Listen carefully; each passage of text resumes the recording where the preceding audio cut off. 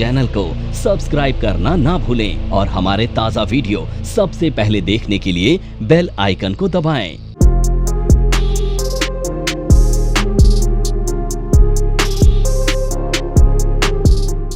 Hello friends, मैं Deepak Sharma national institute of wall street के educational channel पर एक बार फिर से आपका हार्दिक स्वागत करता हूं।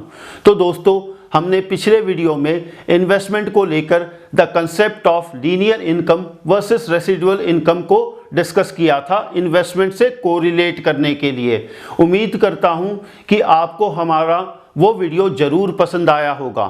तो माय डियर फ्रेंड्स, आज के इस वीडियो में हम the concept of time value को डिस्कस करने वाले हैं।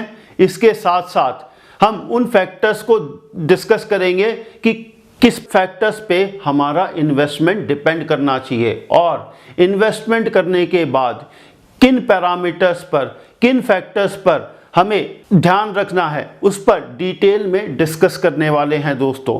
तो my dear friend, let's start with the concept of time value of money.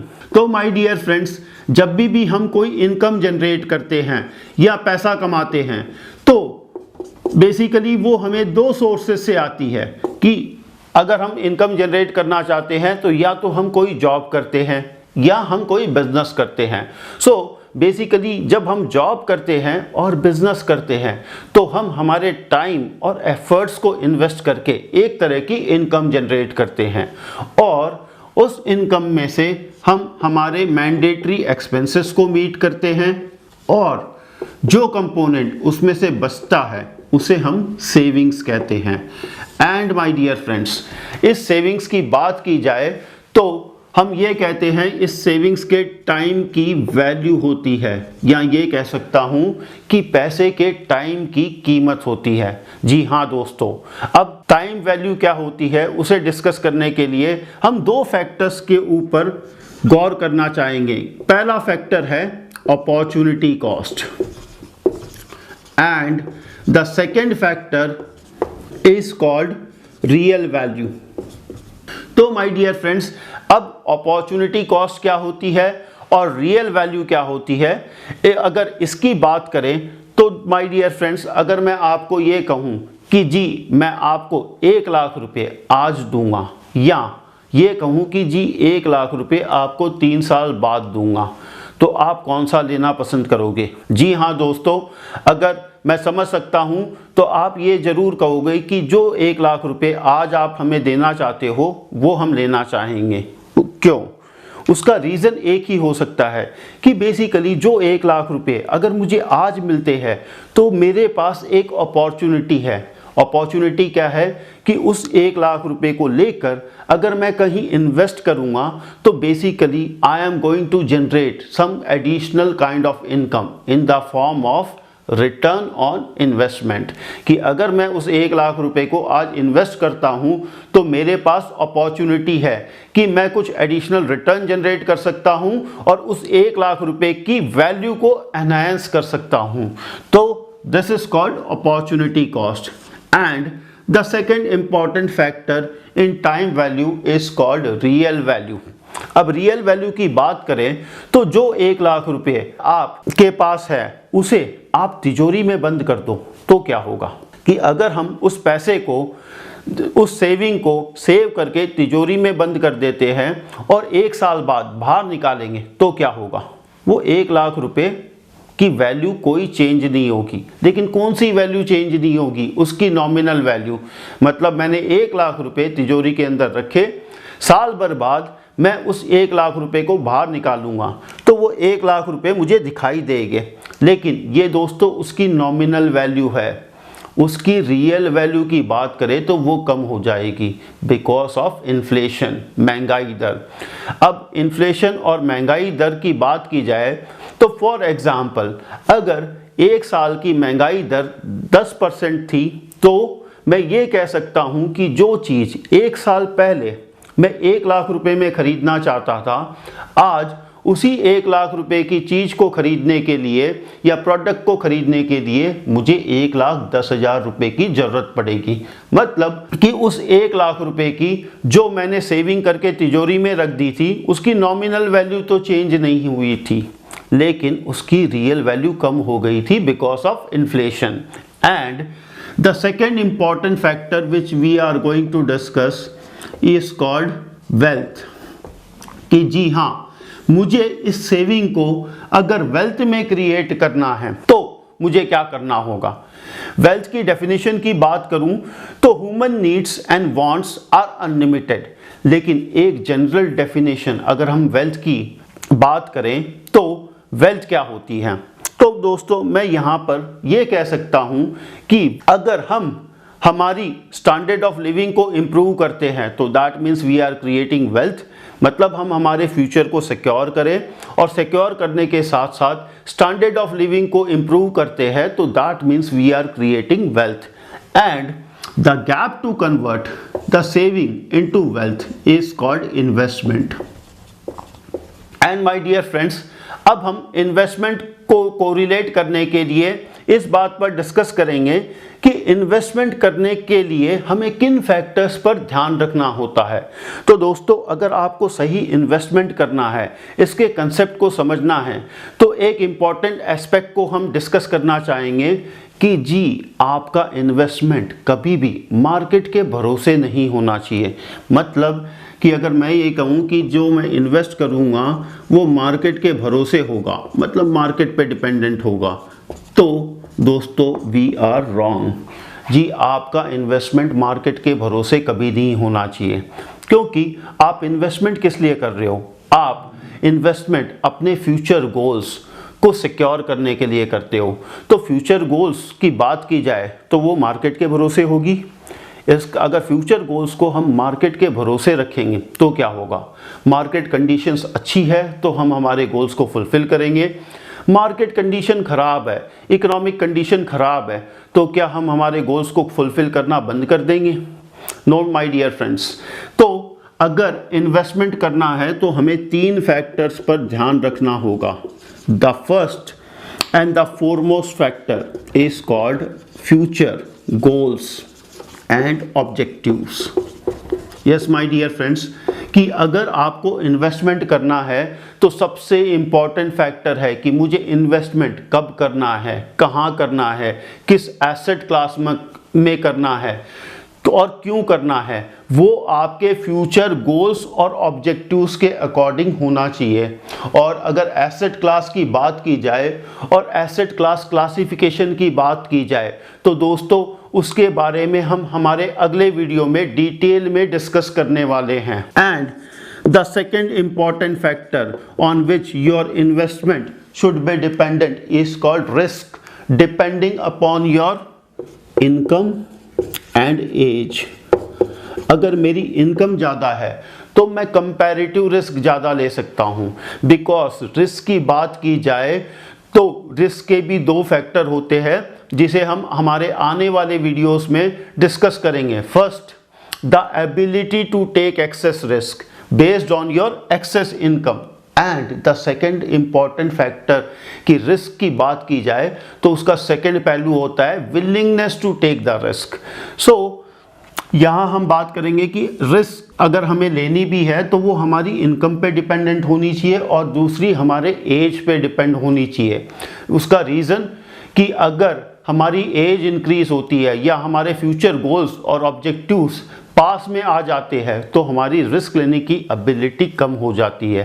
And the third important factor कि आपको इन्वेस्टमेंट किस चीज़ में करना है, कब करना है और कहाँ करना है, वो कितने टाइम फ्रेम के बाद आपके फ्यूचर गोल्स और ऑब्जेक्टिव्स को फुलफिल करना है उसके अकॉर्डिंग होना चाहिए, ना कि मार्केट के भरोसे होना चाहिए। And now we are going to discuss the factors post investment. मतलब कि अगर मैं इन्वेस्टमेंट करता हूँ तो मुझे इन्वेस्टमेंट करने के बाद किन फैक्टर्स पर ध्यान देना है उसके बारे में डिस्कस करेंगे। So the first and the foremost parameter, जब भी हम कोई इन्वेस्टमेंट करते हैं तो सबसे इम्पॉर्टेंट पैरामीटर है रिटर्न। क्योंकि दोस्तों जब भी हम कोई इन्वेस्टमेंट करते हैं तो सबसे पहली एक्सपेक्टेशन होती है कि जी रिटर्न कितना होगा।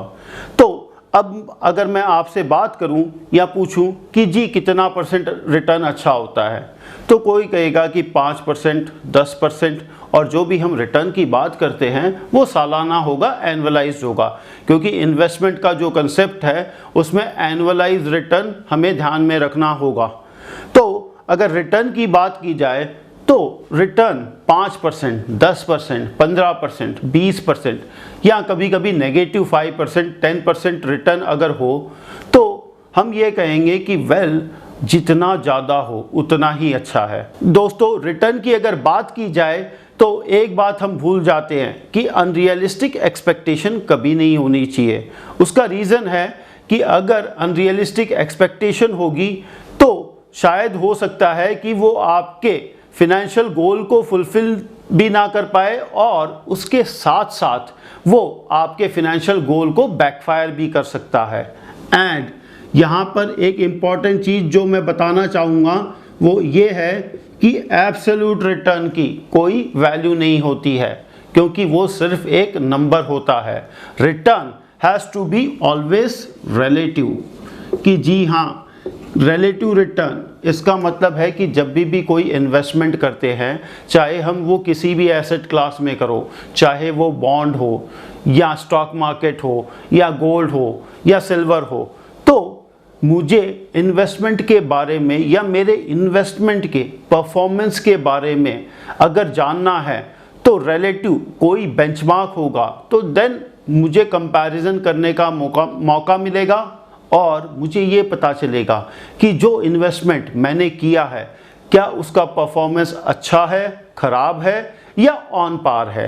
And the comparison needs to be healthy, मतलब मैं जिस एसेट क्लास में इन्वेस्टमेंट करता हूँ उसी एसेट क्लास का एक बेंचमार्क होना चाहिए जिसे हम इंडाइसेस भी कहते हैं। तो दोस्तों, इंडाइसेस के बारे में अगर आपको जानना है तो हमारे आने वाले वीडियोस में हम उसके बारे में भी आप लोगों के सामने वीडियो लेकर आएंगे। The next parameter is called risk.